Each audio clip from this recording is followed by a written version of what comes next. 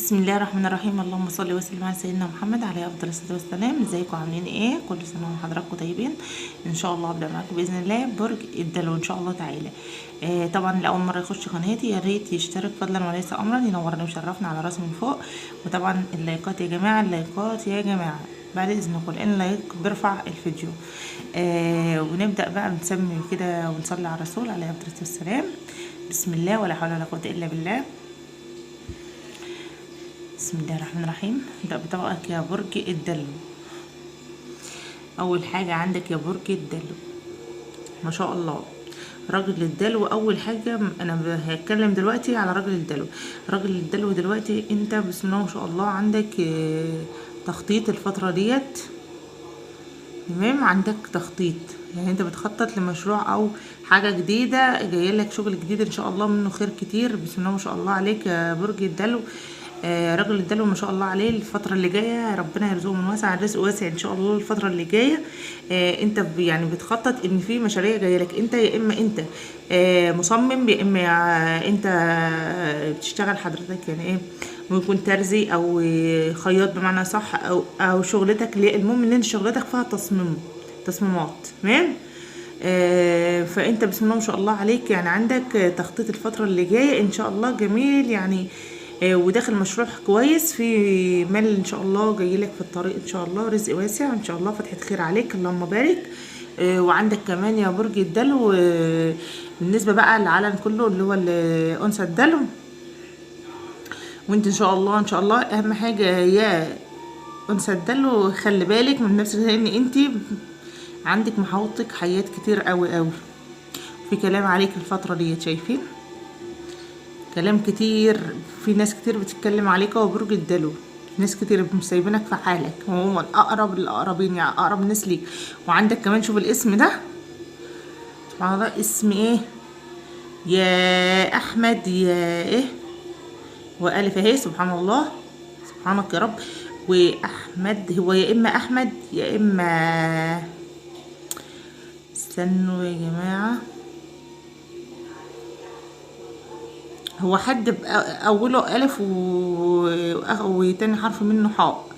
بس الاسم هو انا متهيألي هو احمد، لان هو مكتوب اهو يا جماعه، يعني مش عارفه احمد بقى ولا مين ده، بس هو ظاهر ان هو اول حرف الف وحاء. تمام. والميم هو احمد بالتاكيد يعني. الاسم ده طبعا لو ظهر لك اسم زي كده، الاسم ده بيعني لك حاجه كويسه جدا جدا، حد قريب ليك يعني انت بتحبه او هو بيحب ليك الخير جدا. على فكره لما يكون في اسم في اي فنجان او اي طبق، ده انسان يعني انت بتحبه قوي، بيعني لك خير ان شاء الله. لان الحروف اكتر الحروف هي اللي بتبقى شر، فالاسم احمد ده كويس ليك ان شاء الله خير، يعني حد بيحبك. تمام. وعندك كمان يا برج الدلو زي ما انا قلت في حية في ارض بيتك.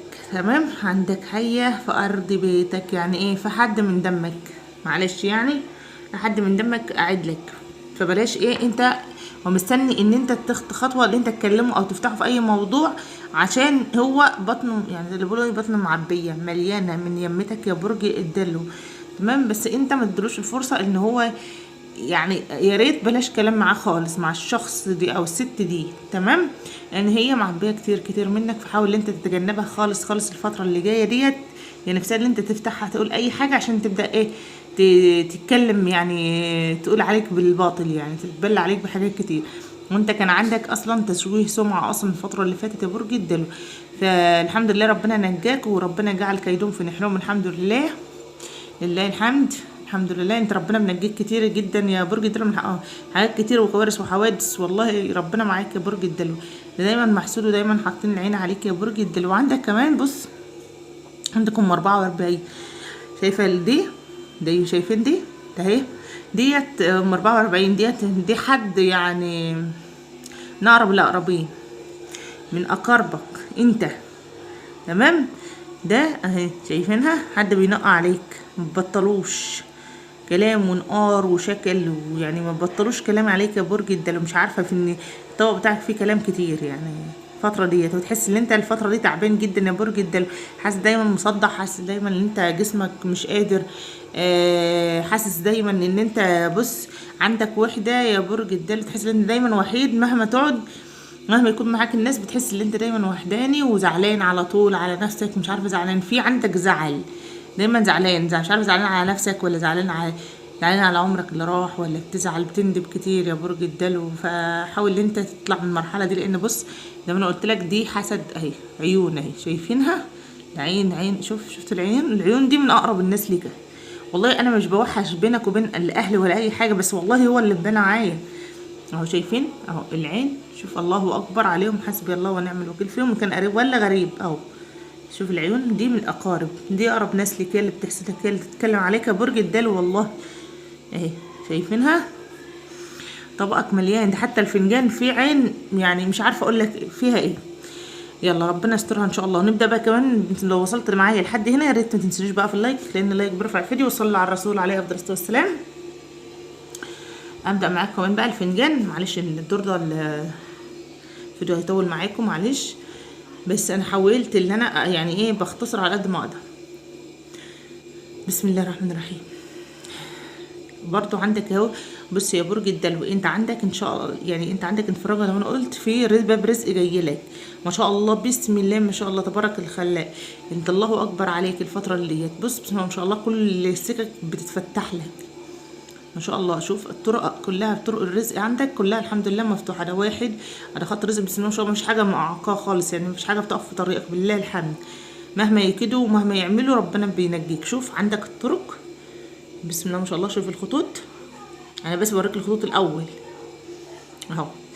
وكان عندك كمان بسم الله ما شاء الله، كان عندك محكمه اللي انا قلت عليها كذا مره في الفيديوهات قبل كده، كنت دايما اقول لك عندك محكمه، انت الحمد لله كان عندك محكمه وربنا نصرك الفتره ديت، الحمد لله ربنا نصرك عليهم، وفي فرحه كبيره. بس انت عندك حد تعبان يا برج الدلو، انت نفسيتك مش كويسه الفتره دي، عندك حد قريب منك، ابنك بنتك اختك مراتك مش عارفه زوجك مش عارفه، هو في حد تعبان قريب ليك يعني، بس ان شاء الله ربنا يشفيه ان شاء الله.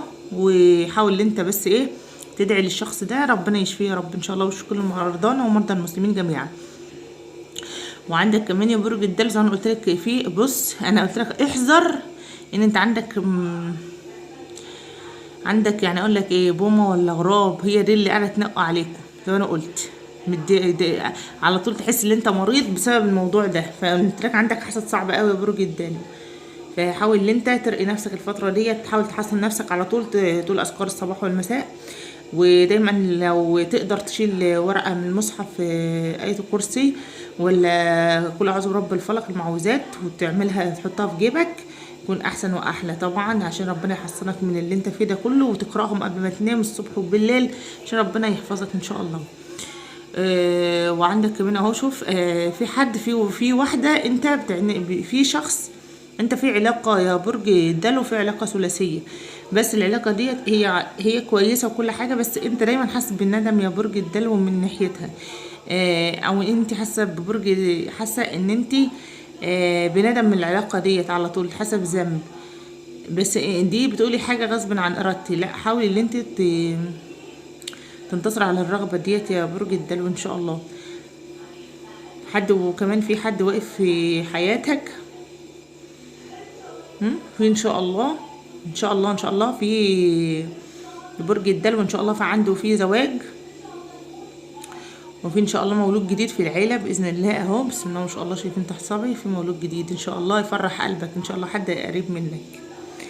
يلا الف مبروك. على العموم في اخبار كويسه ليك يا برج الدلو، بس ما شاء الله برج الدلو في الفتره دي هو بس بيحس الفتره دي هي اللي دي وخنقه، بتحس ان انت دايما وحداني، بس حاول ان انت تطلع من الوحده اللي انت فيها دي بس يا برج الدلو، وتفوق بقى لمستقبلك كده، عشان انت اصلا مصدع الفتره دي، بتحس بصداع جامد، تحس ان انت دايما مصدع وعاوز تنام ومش قادر تيجي تعمل حاجه، ده كله يا جماعه من الحسد زي ما انا قلت، الحسد ان فنجانك بص رغم ان انت بسم الله ما شاء الله الطرق كلها مفتوحه وشغلك وتمام والدنيا كلها تمام، بس انت دايما تعبان، حاسس جسمك زي ما انا قلت كده، ده من العين اللي مصدره فيك يا برج الدلو. وعندك كمان شوف اهو حتى انت صبرت اهو، شايفين ده؟ انت صبرت اهو، جمل اهو، انت صابر وقاعد وربنا نصرك اهو. رافع الرايه البيضاء ان شاء الله، رافع الرايه، لان ربنا هيرزقك باذن الله رزق واسع جدا جدا الفتره اللي جايه بسم الله ما شاء الله.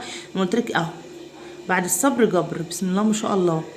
انت صبرت ونلت ان شاء الله. شوف ربنا اهو نصرك عليهم اهو، بترفع ايدك لفوق بتقول الحمد لله، تحمد ربنا الفتره ديت لان ربنا رزقك بحاجات جديده ان شاء الله، مشروع جديد ولا فتحة خير عليك، اي مشروع جديد ان شاء الله.